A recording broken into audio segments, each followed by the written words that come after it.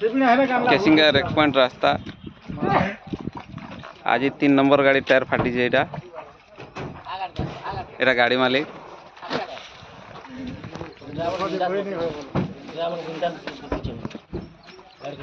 पूरा seal tyre है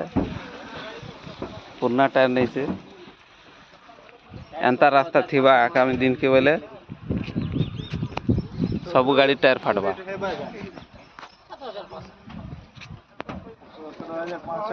एदे लोग चलाउथिले एक तो हरियाणा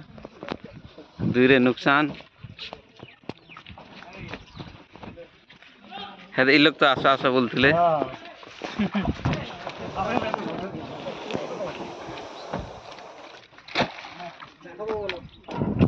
रास्ता केते बनवा ये लोग माल जुगबार लगी होइछन केते लोग जोगी छन